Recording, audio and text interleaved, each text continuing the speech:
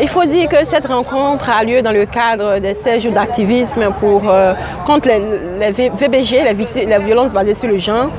Et c'est vrai qu'on est sorti un peu des 16 jours, mais le COFEM a voulu commémorer ces jours-là aujourd'hui à travers une conférence sur les obstacles invisibles que représentent les violences basées sur le genre pour le développement de notre continent et de l'Afrique. Et c'est un peu l'objectif de cette rencontre de ce jour. Alors, en quoi la violence faite aux femmes peut-il être un obstacle justement au développement? Oui, parce que d'abord, la violence basée sur le genre sape le potentiel d'une grande partie de la population de nos pays, parce que les femmes représentent plus de 50% de nos populations. Et donc, lorsque les femmes ne sont pas épanouies, lorsqu'elles n'arrivent pas à déployer le meilleur de leur potentiel, vous comprenez qu'au niveau du développement intégral de nos communautés, nous avons des problèmes.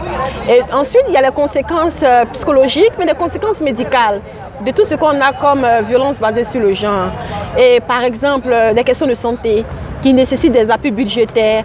Nous avons la question de l'éducation. Lorsque les femmes ne sont pas éduquées, il y a une certaine partie de la sensibilisation qui ne peut passer. Donc il y a toujours un impact au niveau du développement. Et comme je vous l'ai dit tout à l'heure lors de la conférence, il est important que de plus en plus que les femmes puissent jouer leur rôle à travers la sensibilisation, mais à travers aussi la création de richesses. Parce que les femmes aussi ont la même intelligence et qu'elles peuvent aussi, à travers des initiatives ingénieuses, créer la richesse. Et pour cela, il faut qu'elles aient accès à la terre, qu'elles aient accès aux moyens de production, qu'elles soient beaucoup plus impliquées, responsabilisées et qu'elles soient à la table de discussion où les grandes décisions sont prises. Alors, quelle est la nuance ou bien justement la différence entre la violence basée sur le genre et la violence faite aux femmes? On peut dire que c'est la même chose. Pas forcément la même chose, parce que la plupart du temps, lorsqu'on parle de violence basée sur le genre, ce sont les femmes qui sont victimes.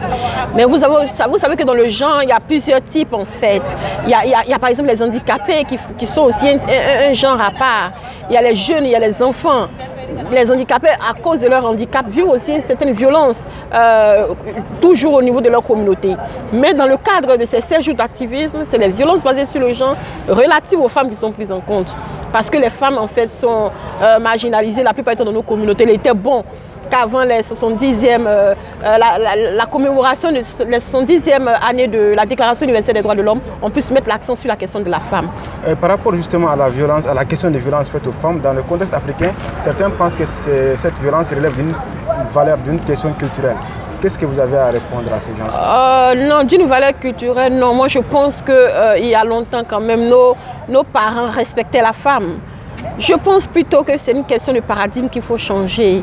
C'est une question sociétale aussi qu'il faut adresser. Il y a une différence entre le sexe et le genre. Rien ne vous dit qu'un homme est plus intelligent qu'une femme. C'est vrai qu'un homme a plus de force physique qu'une femme, mais n'est pas forcément plus intelligent que la femme. C'est vrai qu'un homme a la possibilité d'avoir accès à certaines ressources, mais rien ne dit qu'une femme ne peut aussi avoir aussi des capacités pour développer, pour faire fructifier ce qu'elle a comme ressources financières et opportunités de développement. Donc je pense que ce n'est pas une question d'Afrique, mais c'est une question de société, de culture qu'il faut poser. C'est un paradigme culturel qu'il faut poser, qu'il faut changer à travers de la sensibilisation, du plaidoyer. Et vous voyez que cette conférence qu'on a eu à faire aujourd'hui participe déjà à cette sensibilisation qui doit se faire à tous les niveaux. Parce que le genre change. Le genre n'est pas immuable. C'est le sexe qui est immuable, mais le genre change.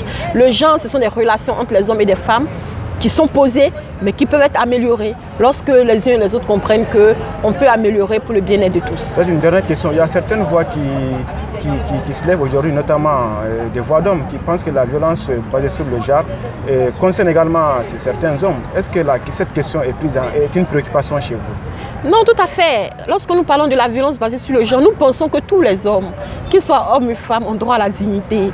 Et cette dignité-là va au-delà de leur sexe. Vous êtes homme, vous êtes une femme, vous avez droit à la dignité, vous avez droit au respect.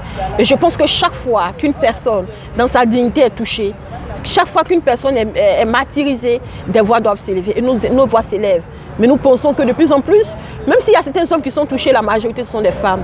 Mais en général, nous disons oui pour les droits de l'homme, en général, oui pour les droits des femmes, oui pour une équité des gens, pour une égalité des chances, oui pour que notre continent et nos pays africains puissent prendre en compte la question du développement durable, du développement holistique et intégral de la communauté en s'appuyant sur toutes les valeurs.